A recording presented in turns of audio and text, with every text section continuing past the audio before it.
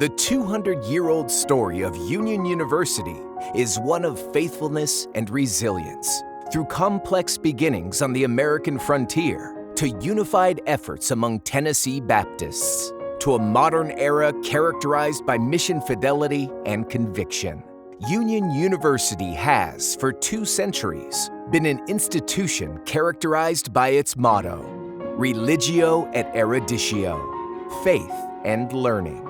Through challenges and trials, Union has endured. And through the determination and tireless efforts of so many people over the years, Union University continues to thrive.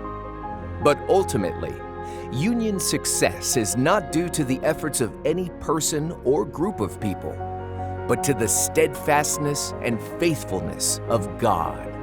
This is Union's story. We echo the words from the psalmist, "The Lord has done great things for us. We are glad."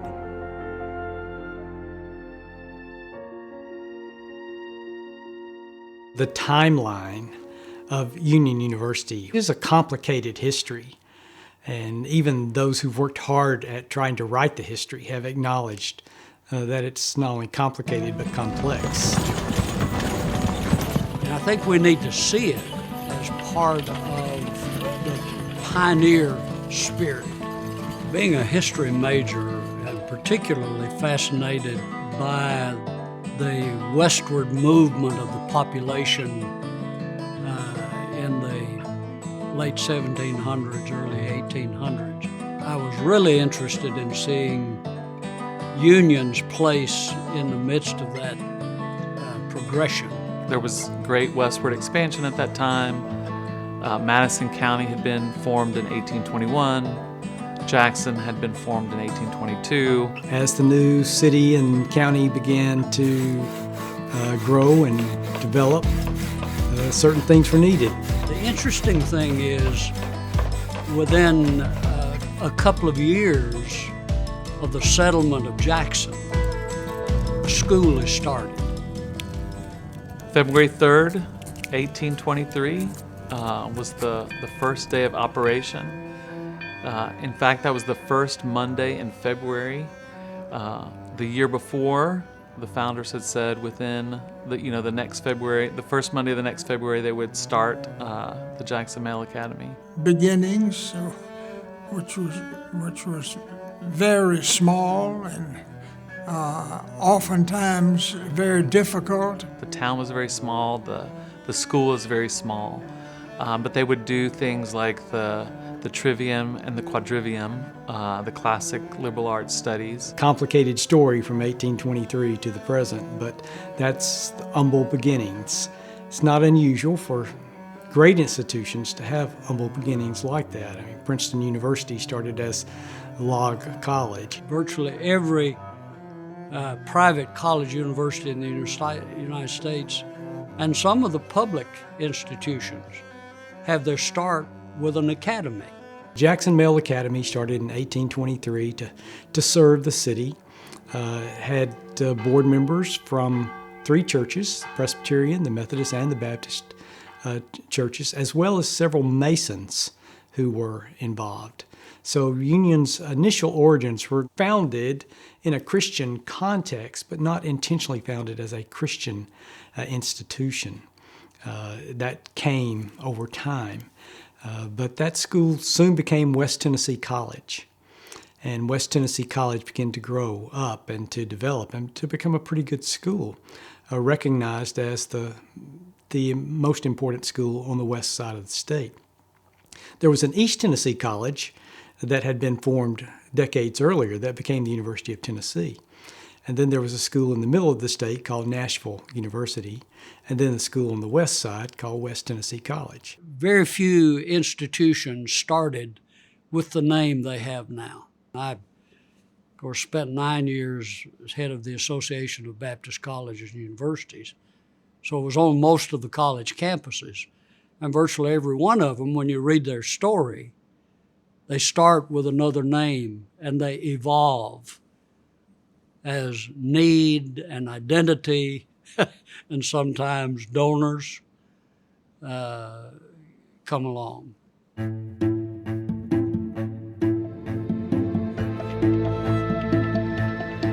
Union was founded as Jackson Male Academy in 1823 and soon became West Tennessee College in the 1840s. At the same time, in Middle Tennessee, in Murfreesboro, in the 1840s, an institution was established called Union University.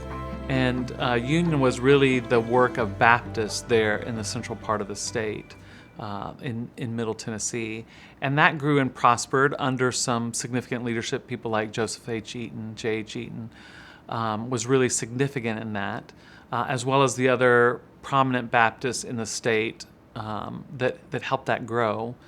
It had troubles because the president died, J. H. Eaton died while in office, and then, of course, the Civil War was pretty difficult for lots of institutions of higher education.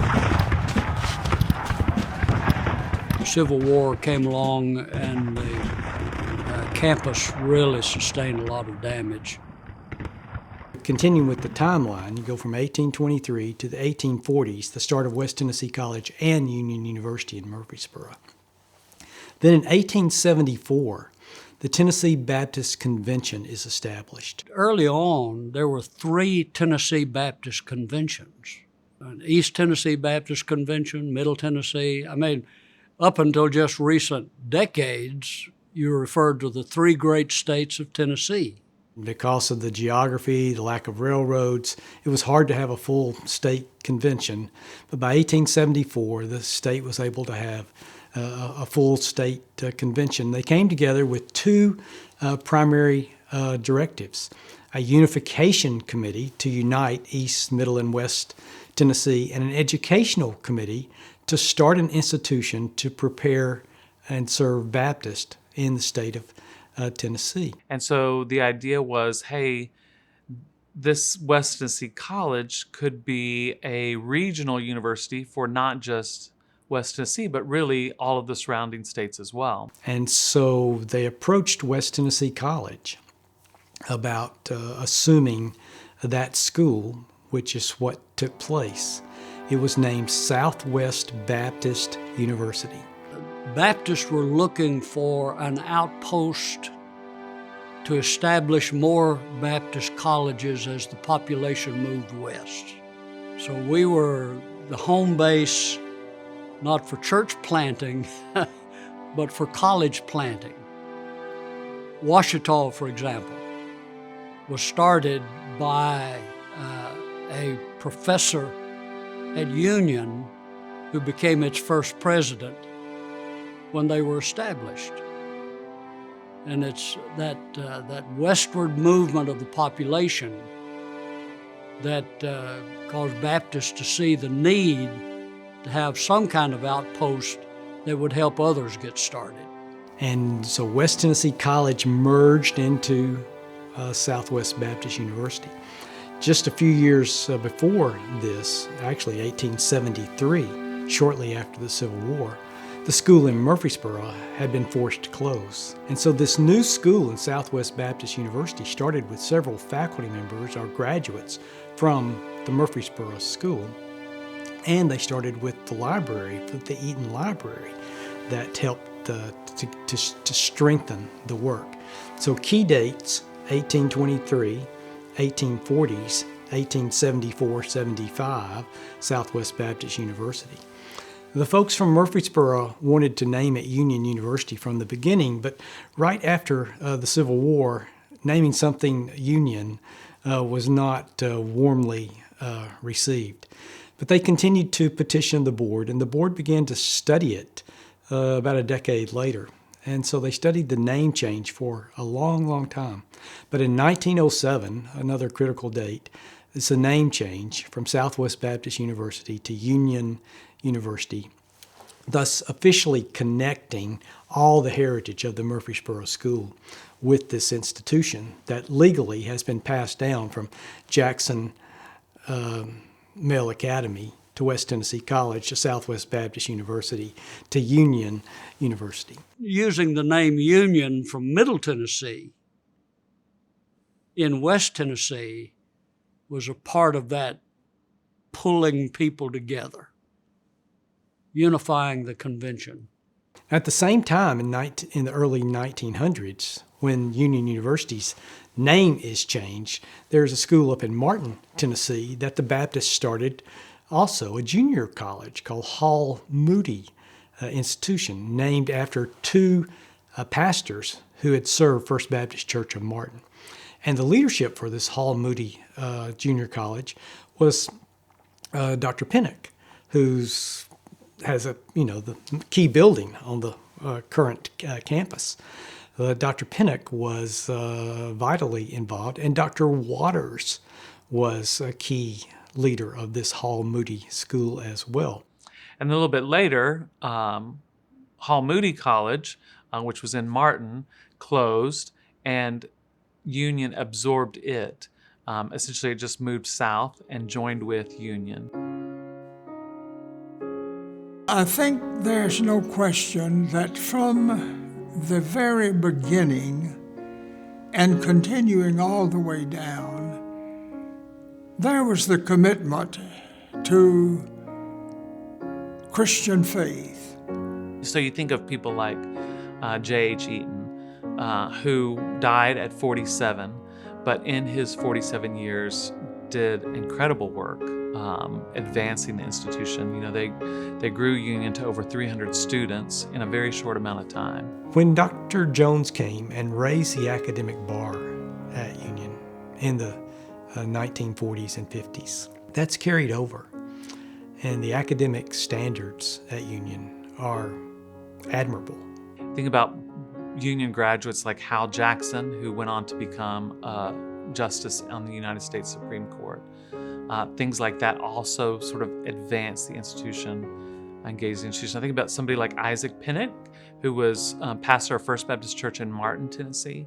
Again, we think of Martin as, sort of rural West Tennessee, but these kind of communities were really essential for both the establishment of Union and the flourishing of Union. So much of my understanding of these folks comes from James Baggett's book, So Great a Cloud of Witnesses, and he relied on the previous history that had been done of Union as well. So I know he would want to acknowledge that. He did extensive research on these folks. And in fact, the cover of the book has this sort of classic painting that all of us on campus know of that has the old admin buildings in the background, and then some of these key leaders of Union in the foreground.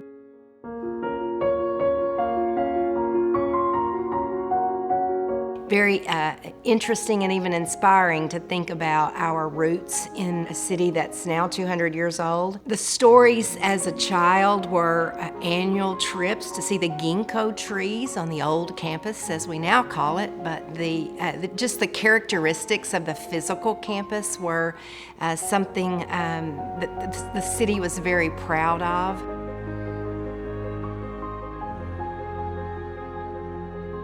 I became associated with Union in 1957. That's not Middle Ages, that's not long ago, but at that time, the number of students was about 650. The number of professors, about 30. The largest Union ever got before we moved out here was 850 students.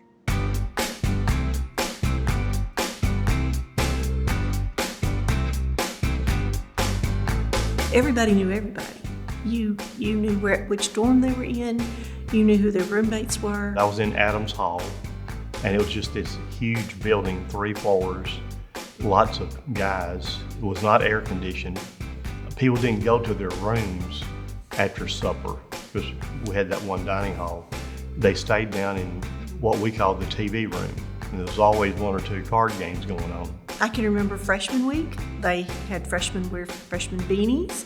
They had us do things. We were assigned to seniors, and we had to do whatever their bidding was.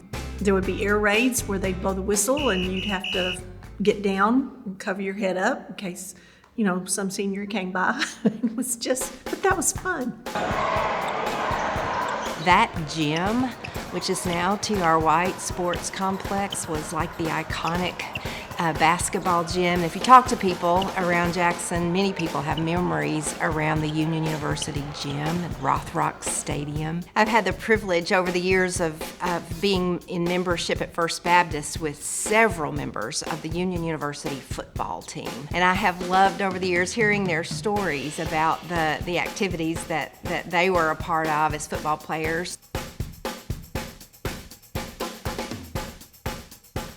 I came to Union in 1956 as an undergrad, graduated in 1960, but I never will forget a freshman English teacher, Ms. Helen Blythe, telling me to stop by her desk on the way out. And I thought, oh me, what have I done wrong? And she said, Mr. A.G., been reading your essays, and you have the potential to write. I have potential to write? The first time I ever remember hearing an encouragement to think in terms of my potential was on this campus. Following World War II, the United States healthcare system found itself in quite a challenging time caring for the veterans from the war. When it came to addressing the local need, Union accepted the offer to partner with Jackson General Hospital at the time, and the rest is history. 1964, we graduated our first associate degree students, and Jackson General, now West Tennessee Healthcare, would say that decision helped them build a regional healthcare system to take care of, yes, our veterans, but also, of course, our entire region now. 100 students every fall. And I heard our presidents at the time, both Dr. Craig and Dr. Barefoot, talk about how instrumental that program was to Union's survival through a difficult time. Nursing proved to be a perfect extension of Union University's mission. So, Jackson Male Academy, West Tennessee College, the Murfreesboro School, Tennessee Baptist Convention forms Southwest Baptist University, name change in 1907, the merger with Hall Moody in 1927, then a significant date, 1975. The old campus was a beautiful campus, rich in history, and not an easy place to leave.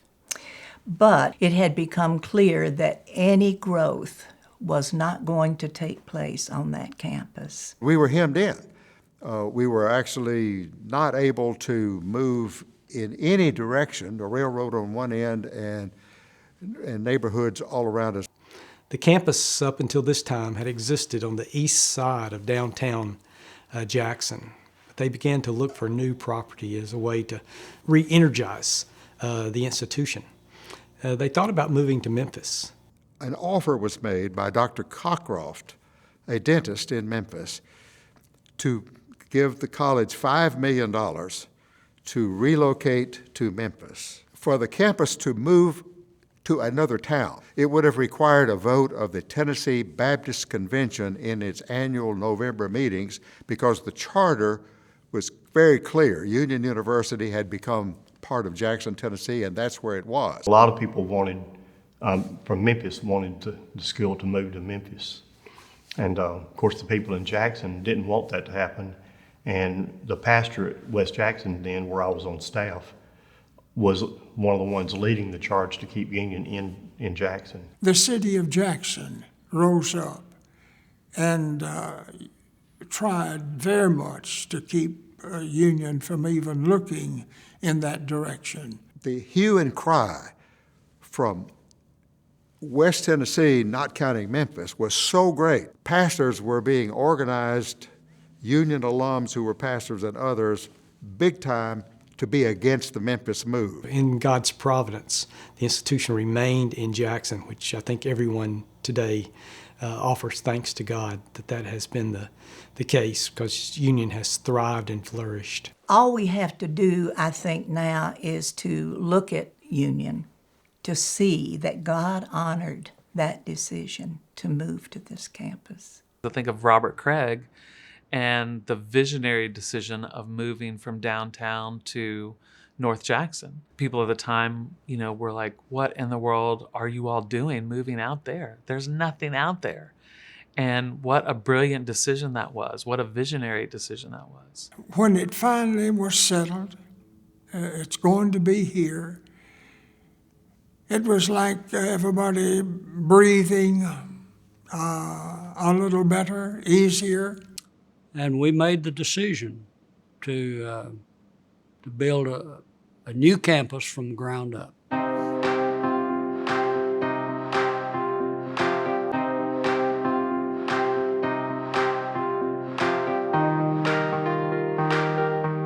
Making the transition itself was something that was very exciting, I think, to faculty. We were moving to a unique facility, everything housed under one roof. And the interaction between faculty and administration because of that was really special. It was a new concept, totally, for a four-year college. Chapel we built to seat 1,200.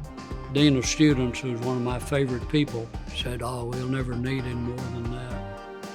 We filled it up the second year. First time the union had ever been over 1,000.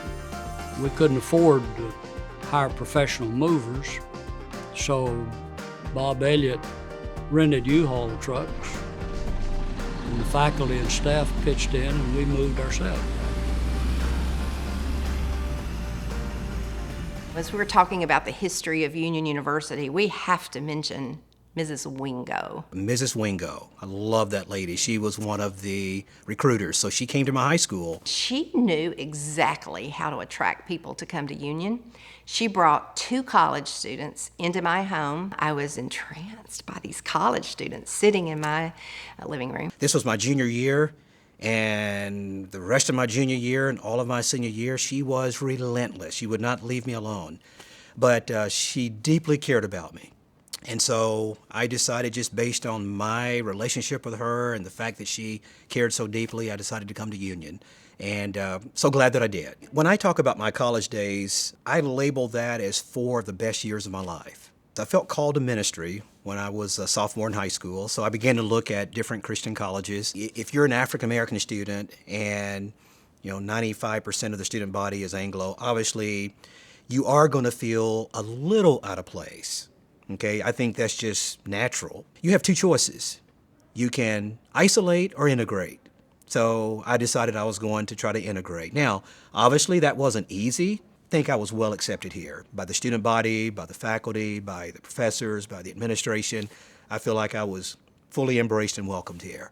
But I think it was my taking the initiative and taking an effort to get involved and to integrate, but the campus reciprocated that so beautifully. But you look over 2 centuries, 200 years, Union is an institution connected to the churches. I think the connection to the churches in general, the Baptist identity has been important. And then the desire to be a part of the Jackson-Madison County community has remained at the forefront since the opening days in 1823. Union's been a good neighbor, and Jackson has likewise been good to Union. That's been a beautiful reciprocal relationship. It showed up in 2008 at the tornado when the community came to our rescue. Our verse this year is Psalm 126, verse 3. The Lord has done great things for us. We are glad. The rest of that psalm really talks about sort of the highs and lows of life. We've had really difficult challenges as an institution. The fire in 1912 that sort of almost put the institution out of business, the tornado in 2008 that almost put the institution out of business, out of operation, and yes, of course, the leadership that's needed for that to survive, but also the thousands of people who either give a little bit of money, who pray, who say, I'm going to come and help in any way I can, that help the institution to be strengthened in each time, in each season along the way. Union was just a great place. Faculty cared about students. They were good teachers, they were good scholars. Incredible leaders who were faithful servants who dedicated themselves in such significant ways. People like Hiram Barefoot, who served as a faculty member and then was in leadership as the Dean of Instruction, the Dean of Faculty, and then VP for Academic Affairs, who becomes president and who ensures that Union has that strong stability. People like David Dockery, who come in and who inflect the institution through the building of faculty, through a new campus master plan that's a new vision for what the campus can look like. And then I would add a final important date, 1997, when the Board of Trustees, in a visionary move, decided to reposition the campus and to build new academic buildings on that side of campus, which I think has been very important. But Union University, celebrates its 200th anniversary in 2023. Will be the first Christian school to have survived for 200 years and kept the faith intact, which is not anything to pat ourselves on the back for. It's something to fall on our knees and give thanks. God has been good to Union.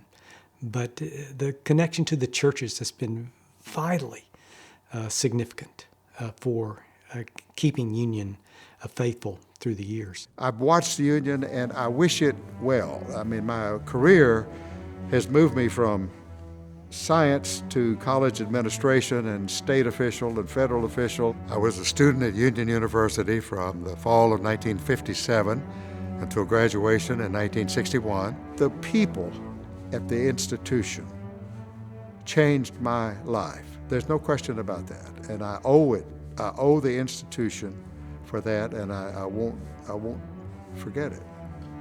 I've had the privilege of serving at 5 institutions. I love things about each one of those institutions. They're each special, but Union rises to the top easily. What's special about Union are the people that come to work every day with a love for the Lord Jesus Christ, a desire to advance the Union mission, concern and care for Union students.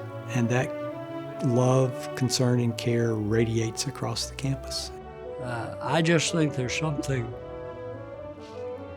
exceptional in the spirit and the way students are loved and treated. I believe every Union University alum has the affiliation with something that the Lord has blessed for generations. We're a part of something very special. I think you have to say